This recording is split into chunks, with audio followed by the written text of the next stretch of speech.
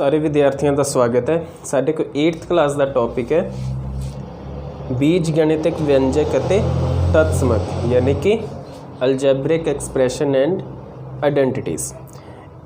अलजैब्रिक expression की होंगे है वेरीएबल्स ते कॉन्सटेंट मिला के एक एक्सप्रैशन बनती, ठीक है।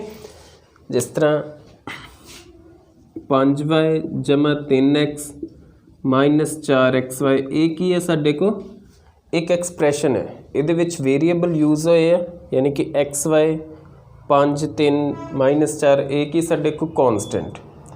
क्लीयर। हुण ये तुसी बेसिक जी नॉलेज हो 7th क्लास में पढ़ चुके जो उदा भी मैं डिस्क्रिप्शन में लिंक शेयर कर दाँगा, ठीक है, किस तरह बनती है अलजैब्रिक एक्सप्रैशन।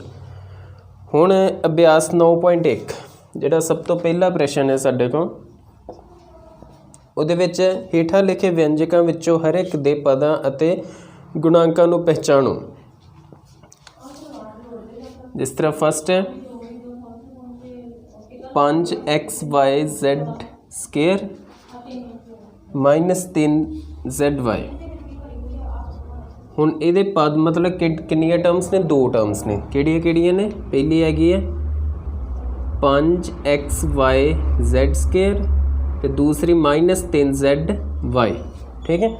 हुण इन्हां दे गुणांक इस टर्म में गुणांक मतलब भी यह जी टर्म है किन्ना किन्ना नूं गुणा करके बनी है। ये साडे को की आ जाता है 5, ठीक है, x तीसरा गुणांक y है तो चौथा z स्केयर। क्लीयर। इन्हां नूं गुणा करके हुण जी दूसरी टर्म ये गुणांक किहड़े-किहड़े पहला -3, ठीक है, -3। जिस तरह इत्थे 5 कॉन्सटेंट है, इत्थे हैगा साडे को -3, फिर दूसरा z ते तीसरा y, ठीक है। ये आ गया साडे को आधा के टर्म्स तो ये आ गया उन्होंने गुणांक यानी कि कोफिशिएंट्स, ठीक है। इस तरह बाकी भी ऐसे करने हैं। जिहड़ा सैकेंड प्रश्न है उहदे विच सानू कुछ बहुपद गिवन ने एक्सप्रैशनस गिवन ने पॉलीनोमियल्स बहुपद मतलब पॉलीनोमियल्स उन्हां विचों पहचान करनी किहड़ा एक पदी किहड़ा दो पदी ते किहड़ा 3 पदी है, ठीक है। तो किहड़ा बहुपद इन्हां तिन्नां श्रेणियां विचों किसी विच भी नहीं है। जिस तरह सब तो पहला है x जमा y एक ही है साडे को 2 टर्म्स ने, इहदा मतलब एक ही हो गया साडे को 2 पदी। दूसरा है 1000। हुण ये भी एक तरह की पॉलीनोमियल है क्योंकि इहदे विच ये सिर्फ कॉन्सटेंट तो बनी वेरीएबल कोई नहीं है, सिर्फ अचल तो, ठीक है। तो ये इको ही टर्म है, ये हो गया साडे को एक पदी। नैक्सट जिहड़ा है x जमा x स्केयर जमा x क्यूब जमा x की पावर 4। हुण ये ना तो एक पदी है ना 2 पदी ना 3 पदी, ठीक है, क्योंकि 3 पदी वो होना जिहदे 3 टर्म्स होने ये 4 टर्म्स ने। इनू ही सिंपल बहुपदी कहांगे मल्टीनोमियल, ठीक है। इंग्लिश च इनू ही मल्टीनोमियल कह लें। एक पदी नू इंग्लिश 2 पदी नू असीं इंग्लिश च की कहने हैं बाइनोमियल, ठीक है। जिहड़ा एक पदी उन्होंने मोनोमियल तो उस तो बाद जरा 3 पदी उन्होंने ही ट्राइनोमियल करने, ठीक है। बस यही पहचान करनी है कितनियां टर्म्स ने, जिन्नियां टर्म्स उन्ने पदी। जरा थर्ड है उन्होंने असीं एक्सप्रैशनस का जोड़ करना, ठीक है। थर्ड क्वेश्चन इहदा मैं एक पार्ट तुहानूं करके दिखाना, बहुत ही सिंपल एक्सरसाइज 7th विच भी तुसीं कीती है। इस तरह थर्ड पार्ट है इहदे विच असीं सानू 2 एक्सप्रैशन गिवन है 2p square y cube minus 3p cube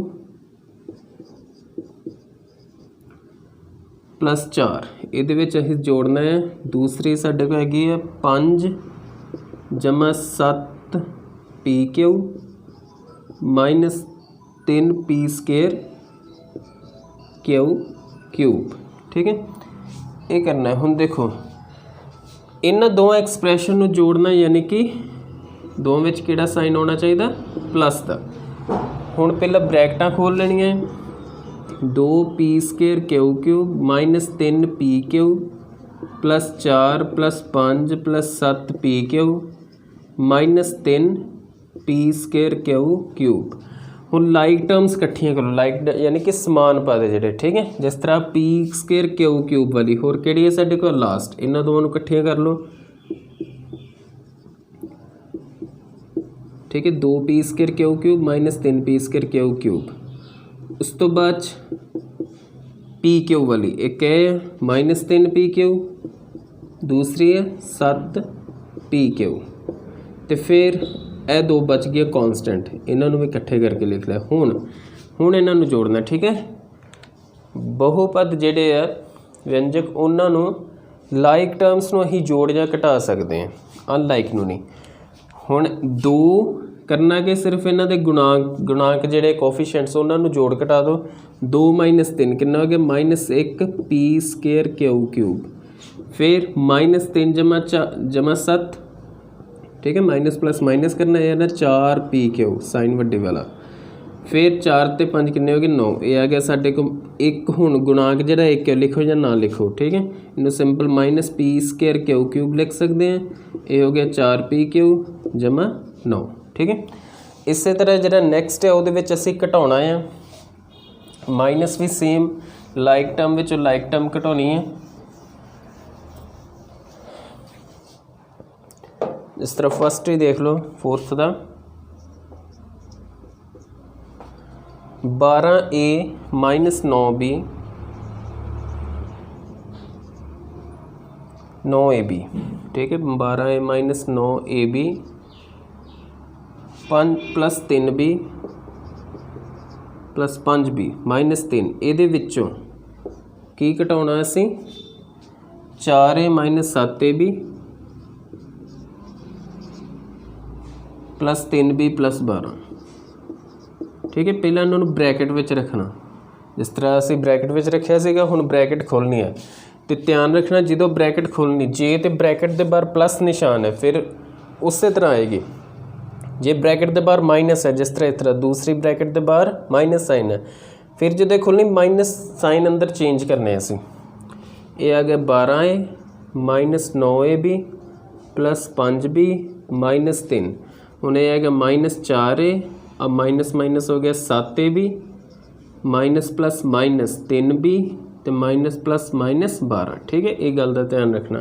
ਹੁਣ उस तरह लाइक टर्म्स इकट्ठियां करो, 12a और ए वाली केड़ी है माइनस 4a,